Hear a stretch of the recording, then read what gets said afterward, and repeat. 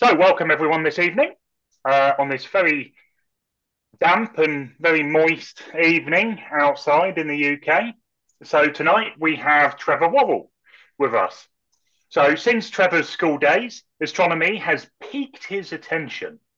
A 60 millimeter refractor was his very first telescope, and he remembers the first foggy views of Saturn with a Barlow lens and maybe a 6 millimeter eyepiece.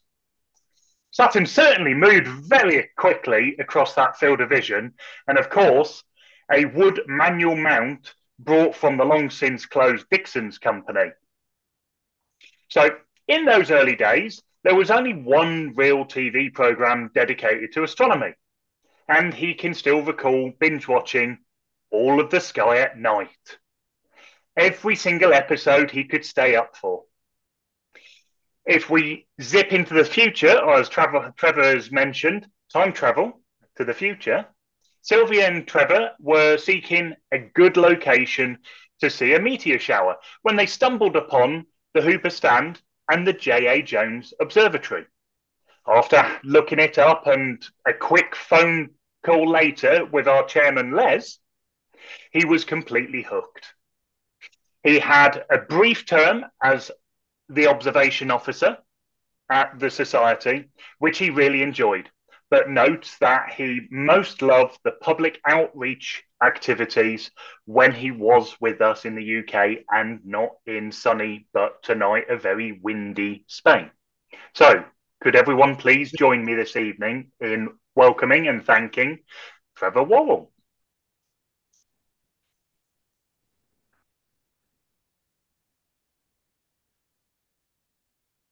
Okay, then. I'm going to try and share this screen then, if I may. Thank Okay. you. A little over a year ago, I presented What Stars Are Made Of, covering the life of Cecilia Payne-Gaposchkin. And while researching Cecilia, I came across some extremely talented people in the field of astronomy and astrophysics.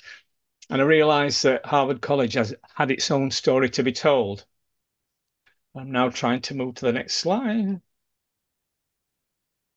Right. Without Harvard College, there would have been no Harvard College Observatory, or HCO, as I want to refer to it as. I want to cover in this presentation the inception of the college in 1636 and the gradual introduction of astronomy as a subject taught there. And this ultimately led to the appointment of the first astronomical observer, and then to the building of the Harvard College Observatory, with a little help from a future president of the USA. And just like to say, it's a privilege to present the story behind the Harvard College Observatory. The new college was located north of Boston in Cambridge, Massachusetts, approximately 200 miles northeast of New York. And the first college in the American colonies was founded by the Governors and Company of the Massachusetts Bay in New England, and they approved $400 for the establishment of a new college in 1636. In volume 1 of the records covering 1628 to 41, the transcript shows entry 309, quote, where the court agreed to give $400 towards a school or college, and where 200 to be paid next year and 200 when the work is finished. Also in the same records, we find other interesting entries. There's a woman called Dorothy Tolby, who was sadly found guilty of the untimely death of her daughter and sentenced to be hanged. And John Hasselwood and Giles Player found guilty of burglary and sentenced to be whipped and delivered as slaves to whoever the court decided. One final entry I wanted to share was against a John Bickerstaff. He was sentenced to be whipped for fornication with Alice Burwood, and poor Alice whipped for concealing the matter for 9 to 10 days. Amongst the routine day-to-day affairs of the governors, entry 309 was to ultimately create one of the leading universities in the world. The purpose of the college at its inception in 1636 was mainly to educate the clergy. And as most of the clergymen who came to New England to teach were graduates of England's Cambridge University, It seemed appropriate that in 1638 Newtown should be renamed Cambridge. In 1637, John Harvard emigrated with his wife to New England and settled in Charleston. He became a freeman of Massachusetts and was appointed a minister of the church. Sadly, like many in those times, he succumbed to tuberculosis, and Harvard died in the following year at the age of 31. Harvard bequeathed half his estate and a library of around 400 books to the new college in Cambridge. And 2 years after his death, and in honour of one of its first benefactors, the new college changed its name to Harvard College. And in the grounds of Harvard College, there's a bronze statue purported to be John Harvard. It was placed there in 1884, some 245 years after his death. However, it wasn't a likeness, as I wasn't really sure after so long what it looked like. But this statue is also called the Statue of Three Lies, as its inscription is not entirely accurate. It portrayed John Harvard as founder, and in fact the college was established by a vote of the Great and General Court. The inscription implies that Harvard College was founded in 1638, but the official founding date is 1636. A final inscription suggests John Harvard made a significant financial contribution to the college, and while he did bequeath part of his estate, it was not as substantial as later benefactions from other donors. And despite these inaccuracies, the statue remains a symbol of the university's history and heritage. And it's said that touching the left foot brings good luck. And if you just look there, you can see that many must have touched it. In 1640, Reverend Henry Dunster is appointed the first president and lone instructor at Harvard. And for a while, he taught astronomy of the ancients, where the Earth was the center of the universe and the sun and planets orbited around it. He proved to be an able teacher, administrator, and money raiser, qualities the college needed. Financially, it wasn't doing that well, and student numbers were low. He gave the college a character that was modelled on English universities, and that was a standard way up into the 19th century. It was not until some time later, in 1659, when the Copernican theory of the universe was formally taught at Harvard, and that placed the sun at the centre of the universe, with the Earth and planets revolving around it. By 1729, by virtue of a gift from Mr. Thomas Hollis, a professorship of mathematics and natural philosophy was first established at Harvard. John Winthrop graduated from Harvard in 1732. In 1838, he was appointed to the position of Hollian Professor. Winthrop was a respected mathematician and astronomer. And in 1761, he went on an expedition to Newfoundland and successfully observed the transit of Venus. And he sent the results to the Royal Society and soon after was elected a member. In 1805, it appears the establishment of an observatory was now under serious consideration by friends of the college. A meeting was held in Paris with French astronomer Delambre to discuss observatories, their construction, and instruments used in them. Details were relayed back to the current Hollis professor at Harvard, but sadly no action was taken at the time. It was 10 years later the college adopted active measures for the promotion of the observatory. A committee was formed to consider building plans and a location for it. The committee commissioned American astronomer William Cranch Bond to gather information from Greenwich Observatory, discussing every aspect of its construction, and in addition, visits were made to Blackheath Observatory and the residence of William Herschel in Slough. They discussed the massive information that Bond had collected, and it was found that funds required for building the observatory far exceeded estimates. An appeal to wealthy friends proved the time still hadn't arrived when the project could be carried forward, and again the project was suspended. In 1823, 8 years later, John Quincy Adams, who was Secretary of State, in a letter to the corporation urged that building should be erected without delay. A site nearest the college should be selected, even though there might be some additional expense. Adams became the 6th president of the USA in 1825. William Cranch Bond, who had earlier been commissioned by Harvard, was persuaded by John Adams to relocate and bring his equipment and become the first astronomical observer to the college. If I may, I'd like to talk a little about William Cranch Bond. Bond was trained by his father, who had established himself as a clockmaker in Boston. Aided by his interest in engineering, William built his first clock when he was 15 years old. And at the age of 23, he crafted the first American-made marine timekeeper during the War of 1812. Chronometers would not be common aboard American ships until about 1830. Bond's chronometer differed from spring-powered English models, as he was unable to buy British spring steel in wartime, and he used a French design powered by a falling weight. And this close-up shows how the falling weight, guided by brass rods, provided the power up and into the mechanism.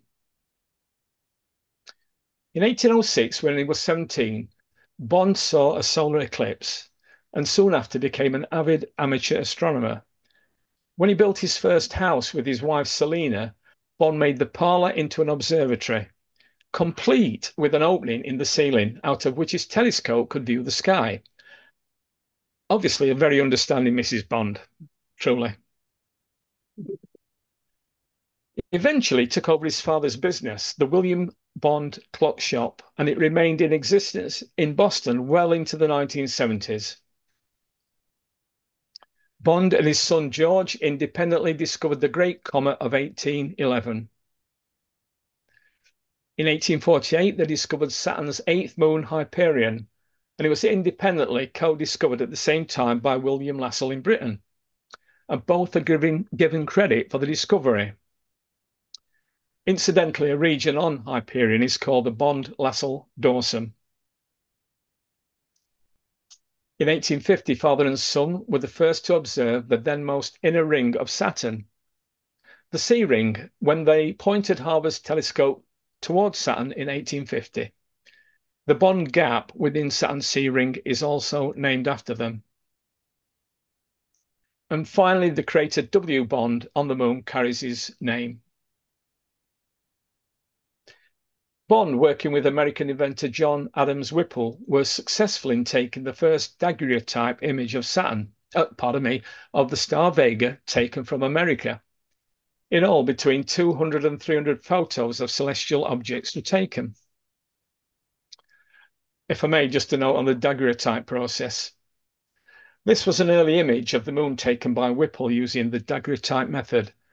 And to make this image, a sheet of silver-plated copper was polished to a mirror finish. It was treated with fumes that made its surface light sensitive. It was then exposed in a camera for as long as judged necessary, and that depended on how bright the subject was. The image was made visible by exposing the plate to mercury vapor, and then its sensitivity to light removed by a liquid chemical treatment, finally rinsed and dried. And to protect the easily marked surface, it was sealed behind glass in a protective enclosure. Okay, back to Harvard. William Bond accepted the offer by John Adams. He moved his equipment and family over to the Dana Palmer House and became the first director of the Harvard Observatory. Many of the features and equipment of the Dana Palmer Observatory, some of it cutting edge for the time, would be either designed, selected, or modified by Bond. The Dana Palmer building had been purchased by Harvard in 1835. It had been converted for use as an observatory and was located opposite the college. Taking advantage of a growing interest in astronomy caused by the Great Comet of 1843, former President Adams was able to raise funds to build a permanent observatory. In the same year, wealthy businessman and Harvard graduate David Sears donated $5,500 for the construction of a tower where the great refractor would be installed. It would be later named the Sears Tower. A further $30,000 were contributed by local Bostonians for the purchase of equipment, and with funds in place, it was decided to purchase a refractor on an equatorial mount. Opinions of astronomers across Europe were sought for a suitable manufacturer to supply the optics for the Great Refractor. Manufacturers Merz and Mahler of Munich stood out. An order was placed and a contract drawn up. It was stipulated that they should prepare two 15-inch diameter objective lenses of a quality equal to the one supplied to the observatory in Pulkovo. When the lenses were finished, a Harvard agent would make a selection or reject both if neither proved satisfactory. While the telescope was in the process of construction, the corporation directed their attention to finding a new site for the observatory. The site finally agreed on was part of the Craigie estate, known under the name Summerhouse Hill, and 10 acres were purchased for $8,288. On the 12th of August, the position of the Great Central Pier was marked, and in the following days, the meridian and prime vertical lines were laid. The central tower housing the Great Refractor would be named the Sears Tower after its generous benefactor, David Sears. And ground was broken on August 15th, 1843. This is a sketch by a Harvard student, Samuel Griffin, of the surrounding landscape way back in 1784. And in the distance, you can see Summerhouse built on Summerhouse Hill, and that was later to be renamed Observatory Hill. The construction was done in phases. The Great Refractor and Sears Tower and the director's residence came first. This map is from 1868, showing the main buildings. In 1844, William Cranch Bond transferred his family and his instruments to the grounds of the new Harvard Observatory. He continued working without pay until Harvard learned in 1846 that the Naval Observatory was trying to recruit him, and he promptly received an annual salary of $1,500 and plus a $640 stipend for his son George, by this time his devoted assistant. This is the front elevation showing the West Wing Library, computing rooms, and West Equatorial, and the Great East Wing where the director's residence was, and the Great Refractor in the central section.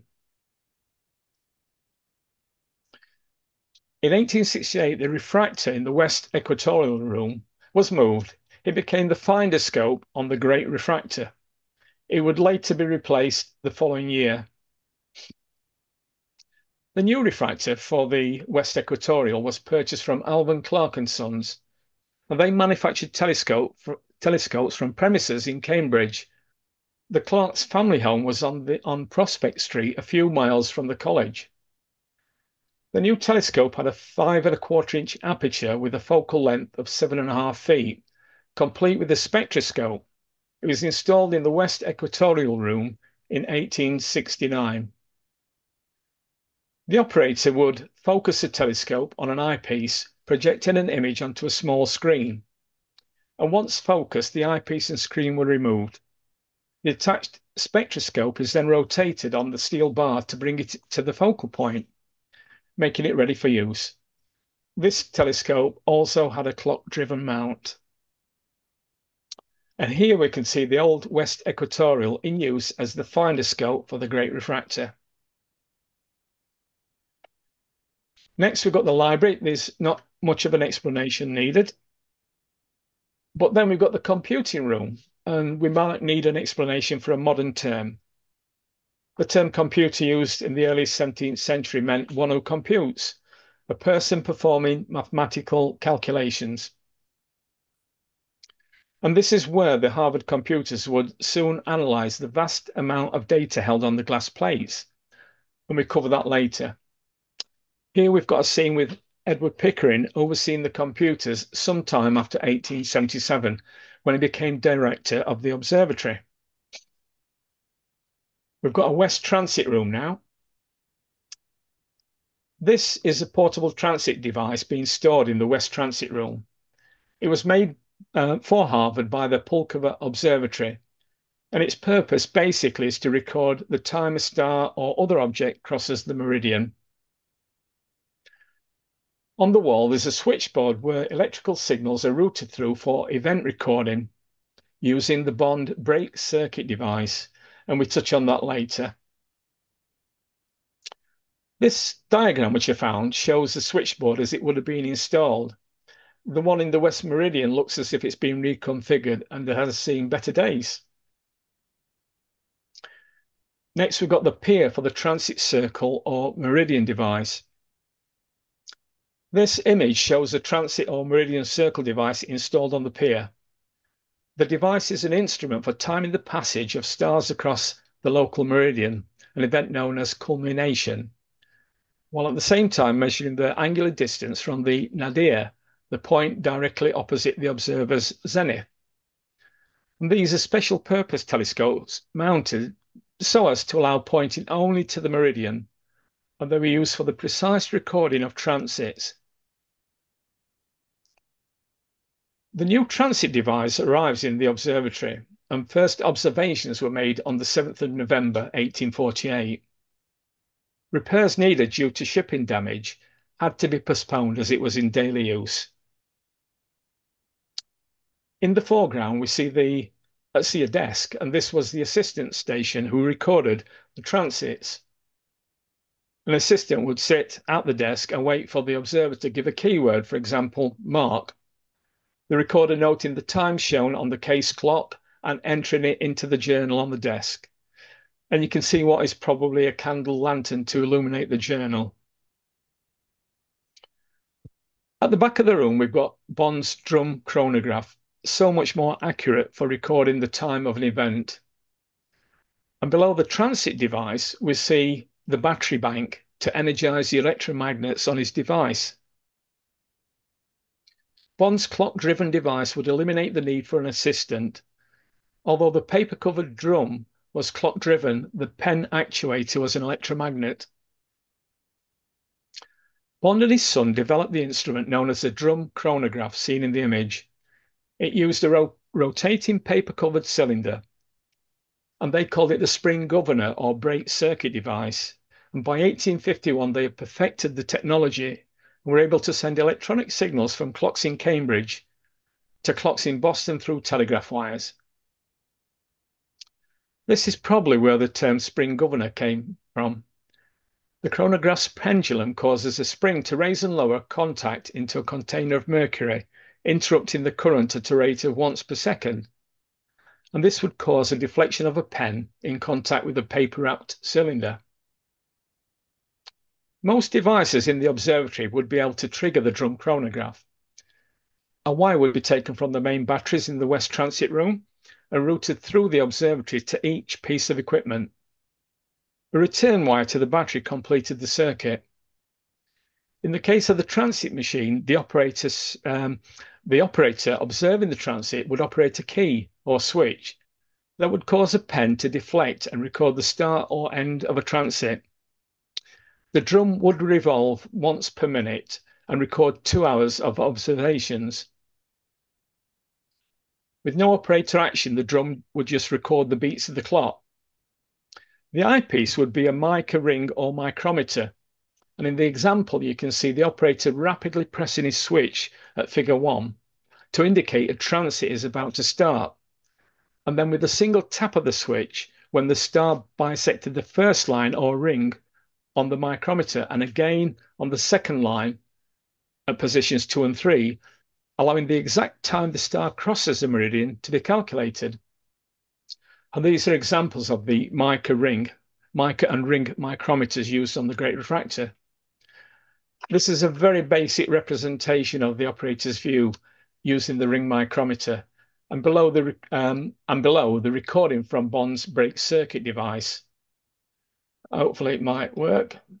It didn't actually, so. But that's probably the view that the guy would get. He'd trigger the brake circuit device, and he'd see a small peak on the graph. And again, when the star left the ring, they could calculate the position of the star as it crossed the meridian. Between 1872 and 1892, the Harvard Observatory began making a profit of $2,400 a year from selling the time By then, more than just railroad companies relied on Bond's clocks. Wires snaked through the streets of Boston, connecting the observatory to private individuals as well as manufacturers. In the news for 1848, Harvard receives a significant financial boost. Edward Bromfield Phillips was an American poet and literary figure born in Boston. He was the son of a wealthy merchant family. Phillips died of tuberculosis at the age of 24. And in his will, Bromfield Phillips left the sum of $100,000 as a perpetual fund. As a result of this gift in 1848, the Phillips Library of Harvard College Observatory was founded. And it was named after Phillips, who was a close friend of Harvard classmate and future director of HCO, George Bond, William Bond's son. The Phillips Library obtained volumes via donations from scientists and other scientific institutions, but it was also able to purchase some from publications with money from the Phillips Fund. Back to the tour. We've got the collimation piers, used for the alignment of the transit device. East Equatorial. The East Equatorial, or Great Refractor, seen here, installed in the Sears Tower on a clock-driven equatorial mount. A few facts about the Great Refractor. This image shows the Great Refractor with an updated electrically powered mount. The granite pier rises 43 feet to the observing floor from its 22-foot diameter base. The pier in turn is topped by an 11-foot high, 11-ton granite block that carries a telescope and mount. The wooden tube veneered with mahogany is some 20 feet long, tapering from 16 inches at the objective to 12 inches at the eyepiece. The object lens was 15-inch diameter with a focal ratio of f/16, suited to lunar, planetary, and binary star observations.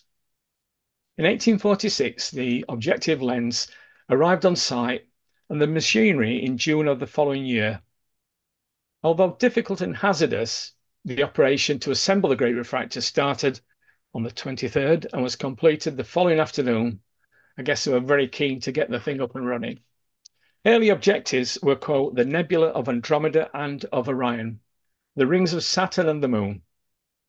For 85 years, this telescope would play an important part in the observational program of the observatory.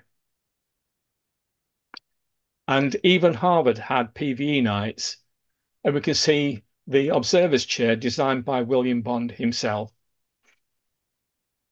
First observations with the Great Refractor was of the Moon on the afternoon of June the 24th, 1847, and a number of significant achievements quickly followed. The Great Refractor was active for nearly 3/4 of a century, and during the first 30 years, the work was chiefly the determination of stellar positions and visual observations of planets, variable stars, and comets. And from 1877, the telescope was employed almost entirely for photometry. Right, at the front, we've got access to the Sears Tower. And this image shows the entrance to the tower, and you can see the dome of the Great Refractor above. Adjacent to the Great Refractor is the prime vertical. This instrument provides another means of calculating a star's position or object's position. And in astronomy, the prime vertical or first vertical is the vertical circle passing east and west through the zenith of a specific location. It intersects the horizon on the east and west points. In other words, the prime vertical is the vertical circle perpendicular to the meridian. This is the only instrument I could find of the prime vertical instrument, even less on its operation, and it must be similar to the meridian circle machine, where timed transits of the prime vertical are measured for calculating a target's position. This one was made by A. Repsol and Sons of Hamburg, who were manufacturers of astronomical gear and traded for 8 years until 1919. We've got an East Transit room, basically a duplicate of the West Transit equipment maybe. there was very little information or reference to find what equipment was installed in there. Next, we have the clock room, and this would have at least one Bond sidereal chronograph for the timing of transits. There's an anemometer for measuring wind speed and direction. I had to include this device as it seemed an ingenious way to solve a problem of remotely monitoring and recording the wind speed and direction. The device could operate automatically or once every 60 minutes. And for wind direction, we've got the primary electromagnets at A, and they would energize to allow others to operate. A lever would release the drum, and a weight would allow a paper-covered drum to rotate a little. As the vane rotated, let me just get that there. As the vane rotated to indicate the direction of the wind, an arm makes an electrical circuit with either one or two segments of an 8-segment metal plate, each segment connected to an electromagnet in the mechanism. In the example, the plate segments for north and northeast are connected. The corresponding electromagnets are energized, and this would cause pins to record the wind direction on the paper and illuminate the appropriate windows on the display. Just skip on that. Right, we've got the director's accommodation. And a nice little view of the director's parlour, and very nice too. Access to the director's accommodation is on the east side of the building. In 1840, the Harvard College established a magnetic observatory to study the Earth's magnetic field. This was one of the first of its kind in the United States. It was equipped with highly sensitive instruments such as the horizontal force and declination magnetometers, which were used to measure the strength and direction of the Earth's magnetic field at that location. The data collected was used to create maps of the Earth's magnetic field and to study variations in the field over time. In addition to its scientific work, it was also used for practical purposes. A magnetic observatory can help find the correct orientation for telegraph lines. It was found that the orientation of the lines and wires relative to the Earth's magnetic field could affect the accuracy and readability of the telegraphy signals.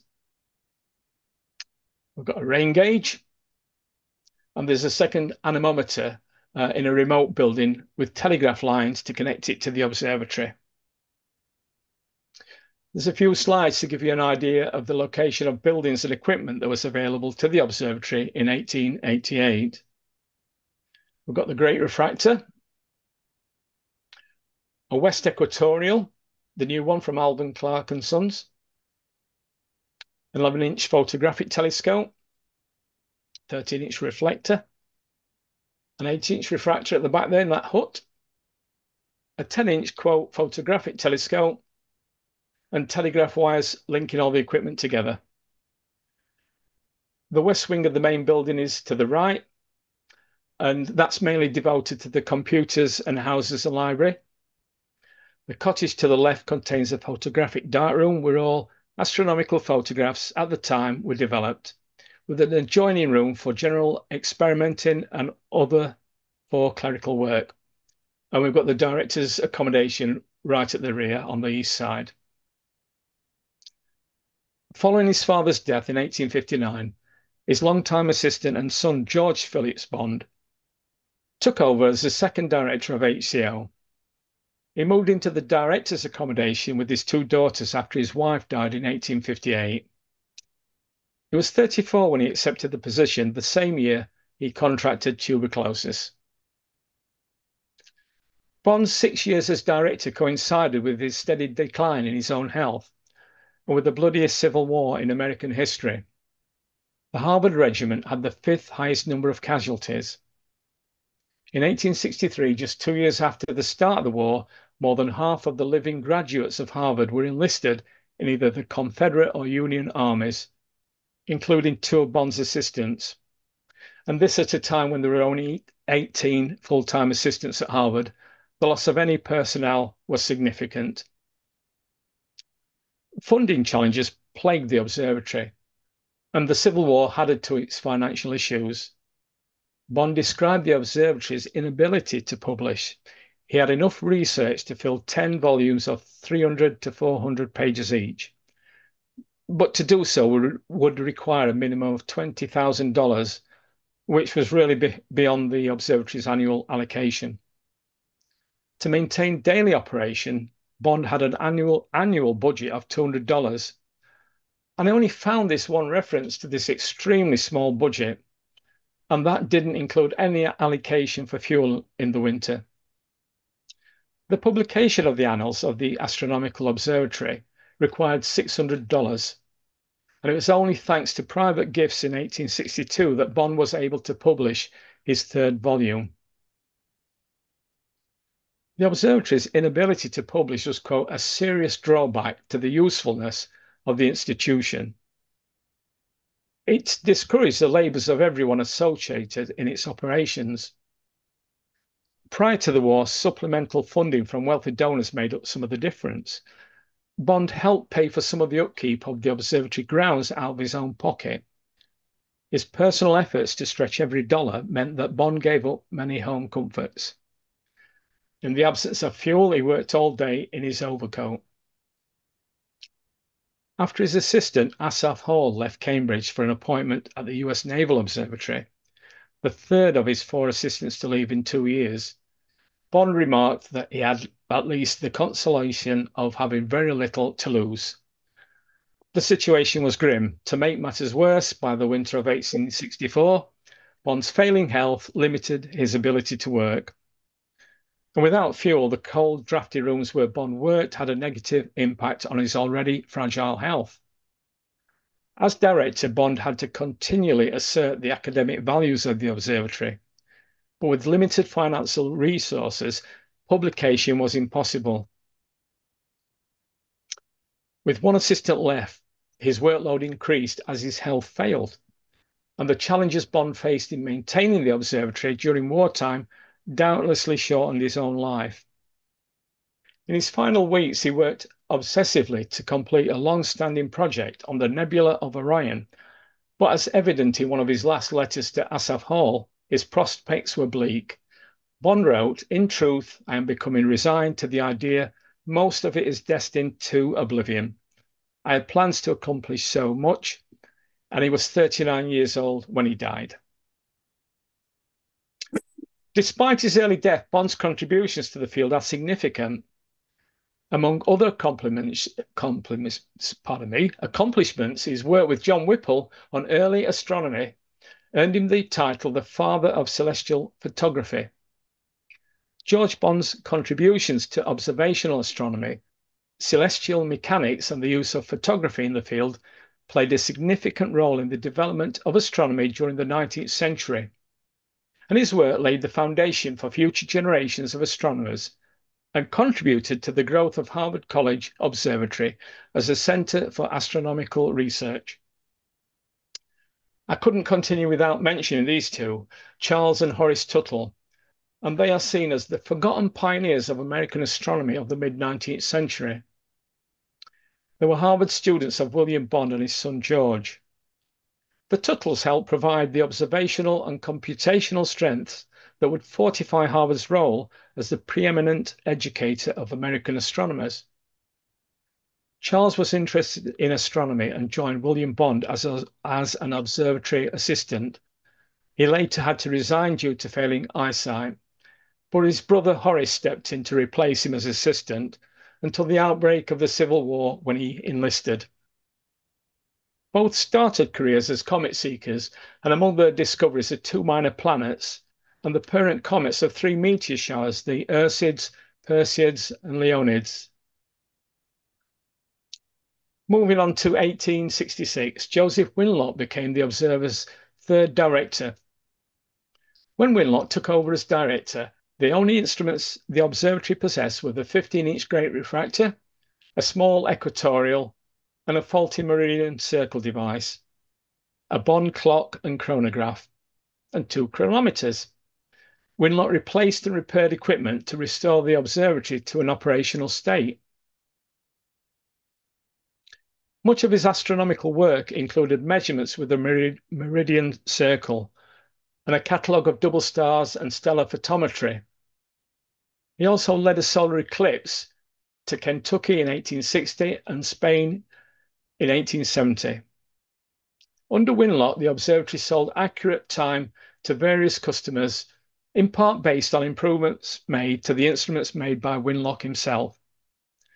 Sadly, Joseph Winlock died suddenly on the morning of June the 11th, 1875. And in recognition of his work, the crater Winlock on the far side of the moon is named after him. 1877. Edward Pickering was an Harvard graduate and became the fourth director of HCO in 1877. He made great leaps forward in gathering of stellar spectra through the use of photography.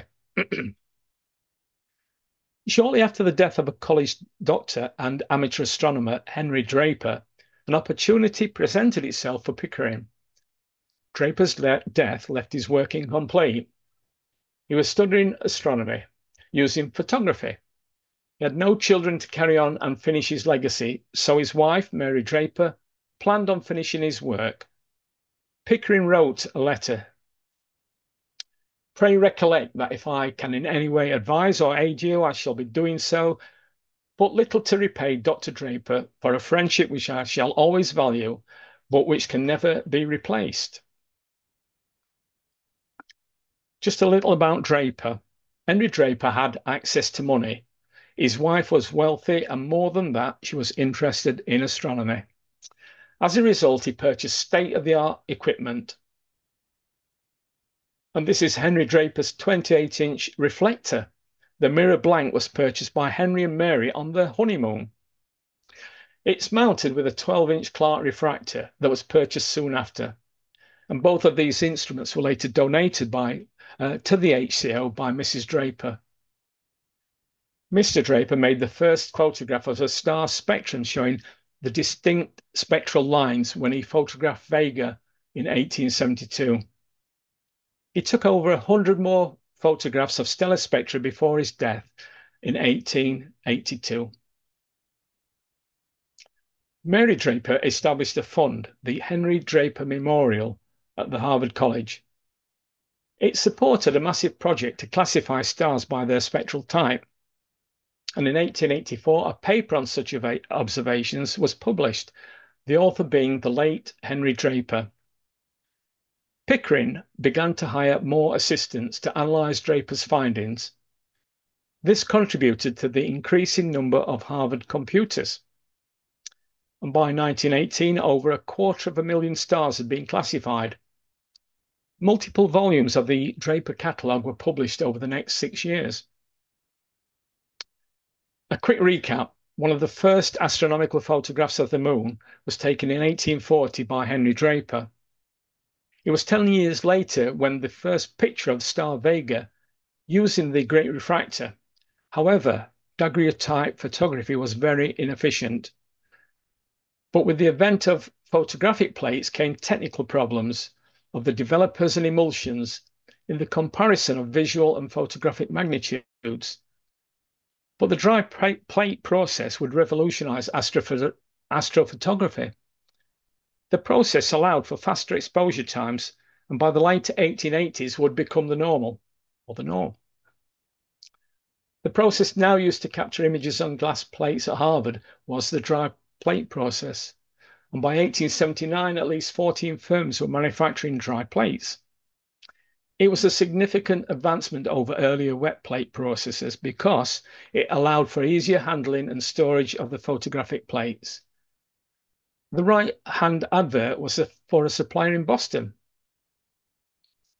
In 1888, Barker and Starbird were trading in Boston, a few miles from Harvard, and the dates they operated in Boston make it reasonable to suggest that Barker and Starbird could have supplied the plates to Harvard. In 1882, the first photographic program was introduced at Harvard, and the image shows a typical glass plate showing the spectra of stars in the telescope's field of view, and this would be created by a prism close to the glass plate. The glass plates were coated in a gelatin emulsion containing light-sensitive silver salts, typically silver bromide, Unlike the wet plate process, where plates had to be prepared and used immediately, dry plates could be prepared in advance and stored until needed. The process offered several advantages over wet plate photography, including longer shelf life and improved image quality.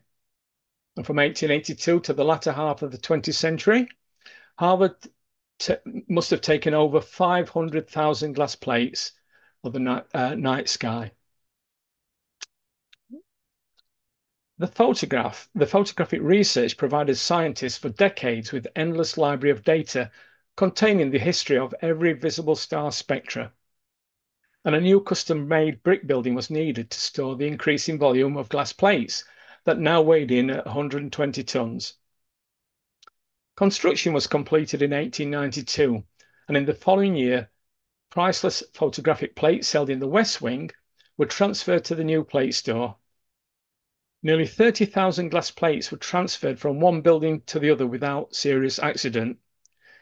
A rope was stretched from the old building to the new, and boxes containing 100 plates at a time were attached to a pulley and allowed to run down the rope. And this is an image of one of the plate storerooms in Building C, as it was known.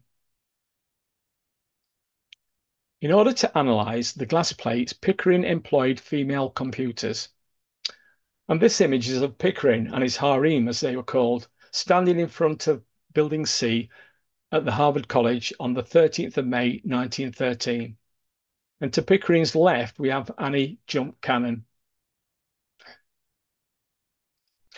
Also, in this famous image, The Paper Dolls, you can see Annie and close friend Henrietta Swan Leavitt, along with other computers of the day. Annie was an extremely talented computer. It was said that she could take a plate and would swiftly number the spectra with a pen. Then, with a recorder at her side, she could classify the spectra, speaking as fast as the recorder could write. Annie could classify spectra at an astonishing rate, at least 300 stars per hour, or one every 12 seconds. And over the course of her career, she would inspect more than 15,000 photographic plates. During Pickering's directorship, I feel it's right to mention Henrietta Swan Leavitt. In 1912, she studied Cepheid variables in the Large Magellanic Cloud and deducted a relationship between the luminosity and the variability cycle, and this became known as the linear period luminosity relationship. And using this relationship, Edward Hubble later used a Cepheid variable to calculate the distance to Andromeda. In 1880, Pickering, along with Wilhelmina Fleming, Annie Jump Cannon, and Antonia Moray, designed an alphabetical stellar classification system for spectral classes. It was known as the Harvard Stellar Classification and became the basis of the Henry Draper Catalogue. The mnemonic, "Oh, be a fine girl, kiss me," was an adopted way to remember the sequence. Pickering is credited for making Harvard College Observatory known and respected around the world. After his death, after the death of Edward Pickering in 1919, and prior to the appointment of Harlow Shapley, Solon Bailey became the acting director of Harvard College from 1919 to 1921. Bailey's background, he became the 5th director and was an American astronomer. He worked as a senior colleague with Henrietta Swan Leavitt, and he was elected a Fellow of the American Academy of Arts and Sciences in 1892. He joined the staff of HCO in 1887 and received a Master of Arts degree from Harvard the following year. After the observatory received a bequest from the will of Uriah A. Boyden, known as the Boyden Fund, Bailey played a major role in finding a site for the Boyden Station in Arequipa, Peru, and was in charge of it from 1892 to 1919. He made extensive studies of variable stars within globular clusters in the southern skies. Harlow Shapley is the last director I want to cover. He became a head of Harvard College Observatory in 1921. Just a little about Shapley. In 1909, in 1907, Shapley went on to the University of Missouri to study journalism. But when he learned that the course had been postponed for a year, he decided to study the first subject he came across in the course directory. Rejecting archaeology, which Shapley later claimed he could not pronounce, he chose the next subject, astronomy. After graduation, Shapley started graduate work at Princeton University, where he studied under Henry Norris Russell. He used the period luminosity relationship of Cepheid variables to determine the distance to globular clusters. In 1911, Shapley, working with the results given by Henry Norris Russell, began finding the dimensions of stars in a number of binary systems from measurements of their light variation when they eclipse one another. And these methods remained the standard procedure for more than 30 years. In 1914, Shapley joined the staff of Mount Wilson Observatory, Pasadena. He made a study of the distribution of globular clusters in the Milky Way, and he found that of the 100 clusters known at the time, one third lay within the boundary of the constellation of Sagittarius. Using the newly developed concept that variable stars accurately reveal their distance by their period of variation and apparent brightness, he found that the clusters were distributed roughly in a sphere whose center lie in Sagittarius. And since clusters assumed a spherical arrangement, he thought it was logical to conclude, he said, that they would cluster around the center of the Milky Way. Shapley used variable stars to estimate the size of the Milky Way. He realized it was far larger than previously believed, and that the sun's position lies near its central plane. It was not the center, but some 30,000 light years from it. His work, which led to the first realistic estimate for the actual size of the galaxy, was a milestone in galactic astronomy. Shapley participated in what was called the Great Debate with Herbert Curtis. It would cover the nature of nebula and galaxies and the size of the universe. The debate took place on April the 26th, 1920, at the National Academy of Sciences in Washington, D.C.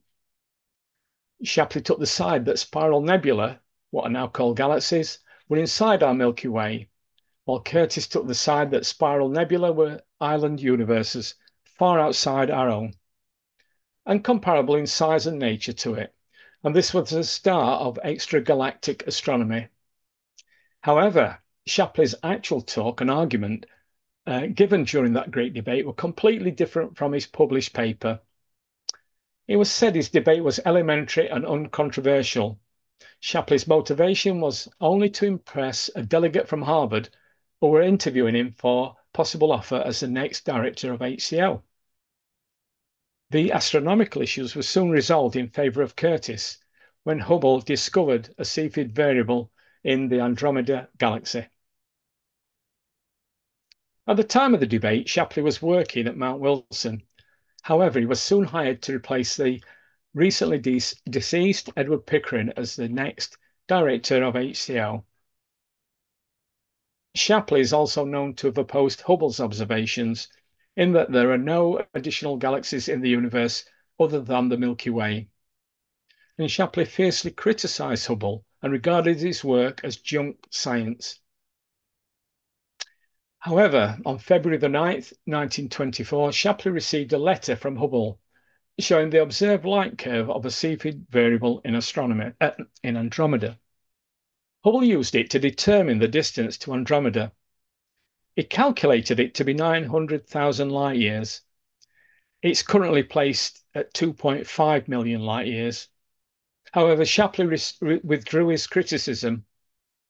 He reportedly told Cecilia Payne, who was in his office, "Here's the letter that destroys my universe." Hubble's findings went on to fundamentally reshape the scientific view of the universe. Just a quick note on Cecilia. In 1923, Harlow Shapley hired Cecilia Payne, who in 1925 became the first female to earn a doctorate from Radcliffe College in the field of astronomy for work done at HCL on her thesis, Stellar Atmospheres, describing the composition of stars to be mainly hydrogen. And this was a major leap in the understanding of our universe. This is the actual plate showing Hubble's variable V1. Hubble used it to calculate the distance of Andromeda. The Cepheid variable V1, or Hubble's variable, in the top right-hand corner, he originally annotated it as N for nova and soon amended it to VAR for variable. Despite having earlier argued strongly against the idea that galaxies other than our Milky Way, Shapley went on to make significant progresses in the research and distribution of galaxies. Soon after becoming director of the observatory in 1921, he hired research assistant Adelaide Ames to assist him with his work. Adelaide was best known for her work on detailed surveys of the brightest extragalactic spiral nebula. She contributed to the study of galaxies with her co-authorship of the Shapley-Ames catalogue.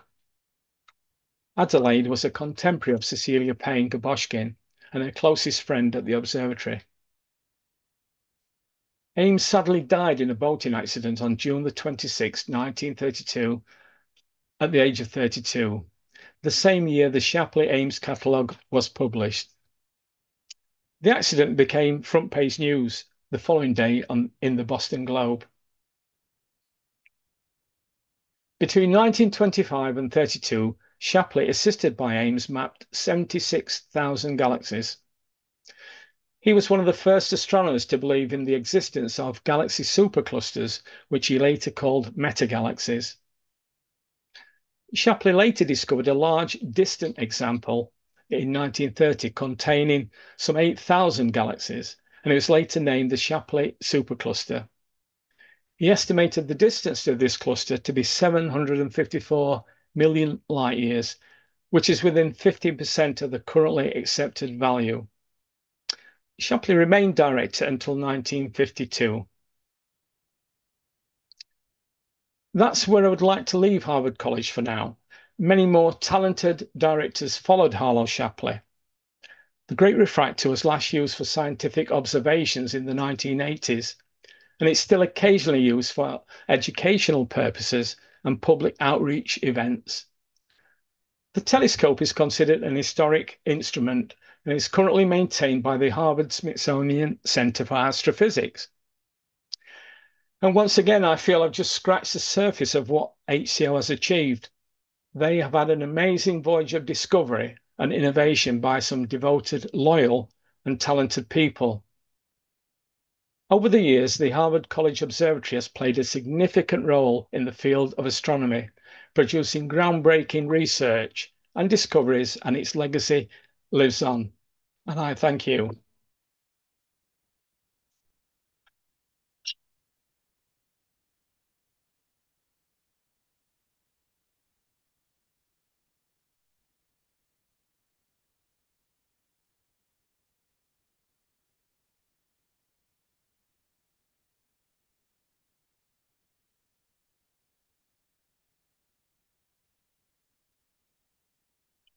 That's that then, and I shall stop sharing now.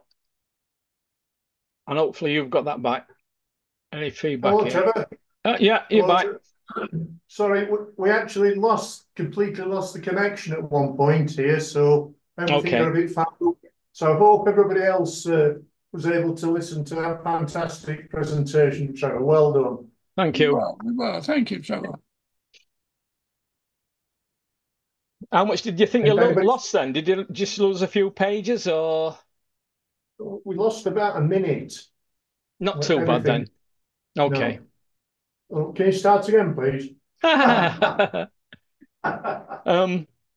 Just a footnote. I've got. I didn't realize until researching it how many famous people went through Harvard, and maybe after we've had a few questions and answers, if I can do anything to help there, I could just run those through. This just a very, very short, with no explanation needed. The faces say it all, if I may.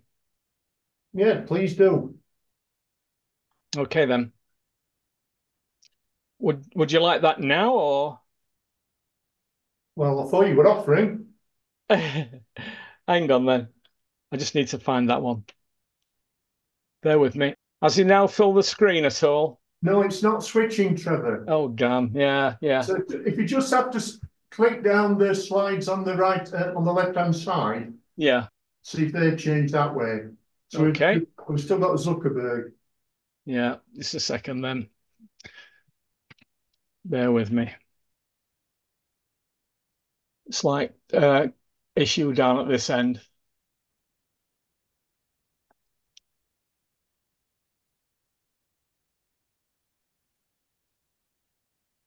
Yeah, that's working. That's changing now, Trevor. So basically, so you can see a decent image in the center panel then, Yes. can you? Yeah, Oh, that's yeah, good then. I'll do it the easy way then. So we've got George Bush, JFK, and Robert Kennedy. We've got Bill Gates, Matt Damon, the actor, and Israeli-born Natalie Portman, Neil deGrasse Tyson, Robert Oppenheimer, of all people, Barack Obama and his wife, Michelle, Tommy Lee Jones, Franklin D. Roosevelt, John Lithgow, Ratan Tata, and I couldn't believe the amount of money that they had. This Ratan Tata of Tata Steels, he donated 50 million for the construction of an executive center, and he's worth $500 billion. And of course, finally, John Quincy Adams, the sixth president, and really the driving force without of the Harvard College Observatory. I don't think if we'd not seen him there, we would have seen the observatory. Just that one chance connection, and to say the rest is history. If I can, that's the end there. If I can stop sharing and just return to the main screen, that's it. Right, we're back. Okay. Okay. It's certainly a veritable who's who in astronomy, Trevor. Oh yeah, yeah. Yeah, I found it fascinating, the links across the times, across the millennium. But what I did find interesting was it was like the main guy, Harvard, donated part of his estate, but it was only like 250 years later when they decided to like memorialize him with the statue, and it's no wonder they didn't know what he looked like after that time. But there's so many interesting characters, like I say, Henrietta Swan Leavitt and Gaposchkin, just popping out of the pages. And it tied in very nicely with the other one I did, What Stars Are Made Of, with Cecilia Payne-Gaposchkin. They just seem to have had a great success getting the right people together to barge the way through all these obstacles. My favorite director is Pickering for his is just so larger than life.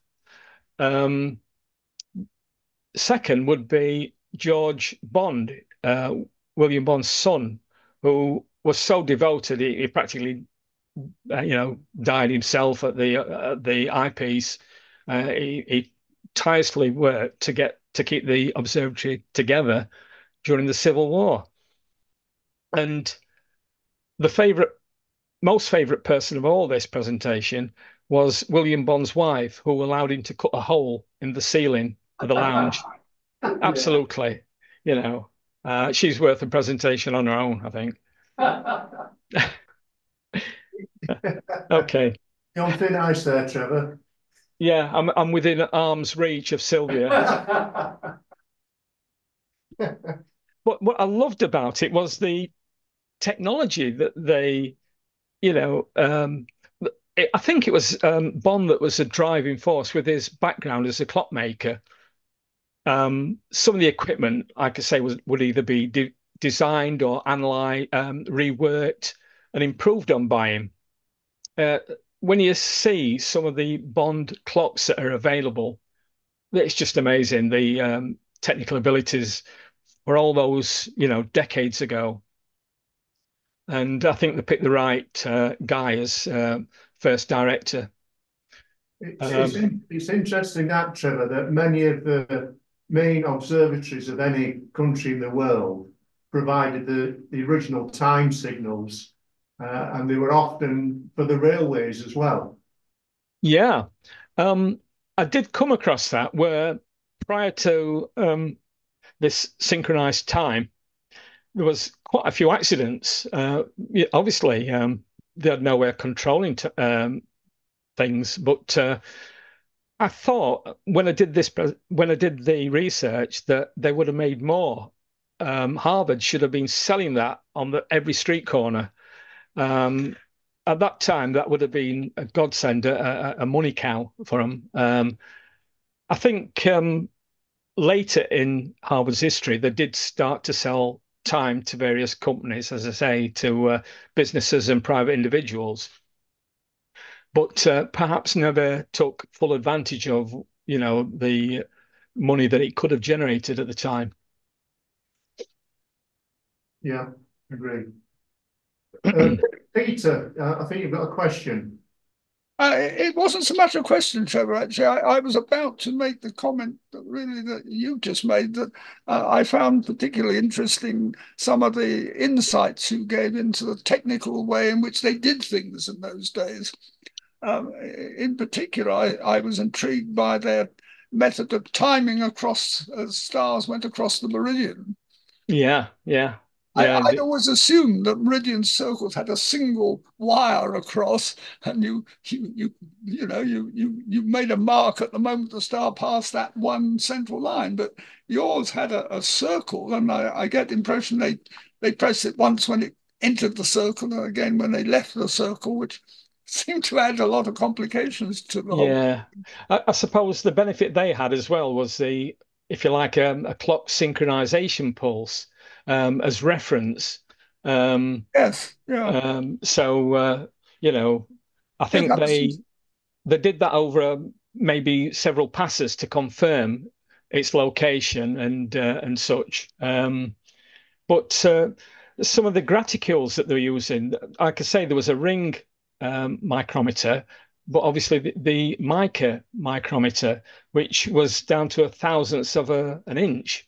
And I guess they were accurate. Just a fascinating insight into not electronics even, it's electromechanical devices of the time. Well, that's right. And the cylinder chronograph with its clock marks and marks when the stars went across. I mean, very sort of modern ideas done when there were no electronics, as you say. It was all done. And the way they did the photography in those very early days, I'm still not quite clear how that worked, but yeah. Yeah, I think the biggest development was when they started using the prism next to the glass plate. Yes. Instead of doing them almost one at a time, they had such a good field of view that they were collecting these spectra at an astonishing rate. But what I found was interesting was when they were talking about building the new block to store them in, to protect them, that they were actually sliding these things, releasing, several boxes of glass plates down from one block to another. And yet there was no accidents. Because obviously they're very difficult to recreate. But on a previous presentation I did, it showed you now that they're actually scanning these in at a very high resolution for posterity, because I guess the plates aren't going to survive, the millenniums. In fact, they had one close miss when the basement flooded at the plate store due to a burst water main underneath it. And they actually had to carry all these boxes of damp plates in the damp cardboard covers and freeze them because they couldn't just dry them out normally. So they had freezer containers outside with all these priceless plates until they developed a means of defrosting them and getting this soggy cardboard off the plates without destroying the images. Yeah, yeah. Man. There must be tons of plates, Trevor. Yeah, we did mention a figure, didn't he? Yeah, they took 500,000 plates. Right, so just imagine the weight of that lot. Yeah. I'm guessing those plates actually might be more stable than their electronic copies. Yeah, quite true. Yeah. As media constantly changes, I mean, not so long back we had the cassette player and then the CD, and now the CD player's being phased out for data centers where you just stream stuff. I can't remember the last time we put a Blu-ray disc in to watch anything. It's just evolving. Yeah, the BBC have some priceless recordings from the very early days of radio, but they're on wire, and they threw out all the wire recorders donkey's years ago. Oh dear. Yeah, I think the one that I wish I'd seen, I did something on William Herschel in Slough, and Patrick Moore went there in the early days to do a Sky at Night, I guess. But that tape has just disappeared off the face. They can't find it anywhere, and it shows you. I think it shows you them recovering one of Herschel's lenses, mirrors, pardon me, that was tucked away under a stairs that had been boarded up. But once they're gone, they're gone. They're not recover anything like that anymore. And it's just one of the mysteries that the missing episodes of the Sky at Night showing this expedition to Herschel's residence in Slough. Well, the BBC used to reuse the magnetic tapes, didn't they? Yeah. Because it was so expensive. Yeah. So a lot of programs are lost like that. Yeah. Tape was too expensive. A lot of missed opportunities. I think some of them were becoming unstable as well. So, like you say, if they didn't reuse them, they'd just rot away, I guess. Sort of deteriorate. Excuse me. We've got a question from Gregory. Mm-hmm. Could you mute yourself, please? Yeah, thank you very much. That was a very interesting lecture. I'm from New York, and I don't work at Harvard in quite the esteem you do. There's no doubt it's produced a number of famous alumnus. I'm curious, did Harvard work with the Royal Society in like the 19th century in either astronomy or the other natural sciences? I've seen some correspondence like between Maxwell and Harvard astronomy. And I'm just curious how involved was it with what was going on over in like the 19th century in London at the time? I don't know if you've dug into that at all. I didn't really go into the Greenwich Observatory too much, apart from, there were early communications with them discussing observatories and what they were made of. But I guess they were in full steam at that time, set up and going, like this guy Delambre in France, and the Pulkovo Observatory. All these were in operation and running. And obviously Harvard had some catching up to do. And I think they got off to a slow start. It was maybe 200 years from the inception to, where they were able to discuss these things and get an observatory up and running and what have you.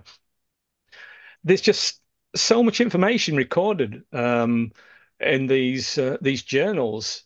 As I said in the start of the slides, in these logs that they kept, you could see everything from a whipping to the creation of the observatory. Pardon me, the creation of a new college. There's just so much information that's buried in those documents. Really fascinating to wade through them. That's interesting. Thank you. Pleasure. Okay, Trevor, do you think we've got harmonies worth answering tonight? I'm sorry, say again, Tony, please. Do you think we've got our money's worth out of you tonight? Yeah, I'm gonna have to do something with this setup here. It's got this dual screen and it plays havoc sometimes. Like all, as soon as no matter how many times you practice, it goes wrong on the night, not right on the night. But hopefully you enjoyed it anyway. It's excellent. Yeah, really good. Thank you. Then. Thank you very much. Okay. Thank you, Trevor. Pleasure.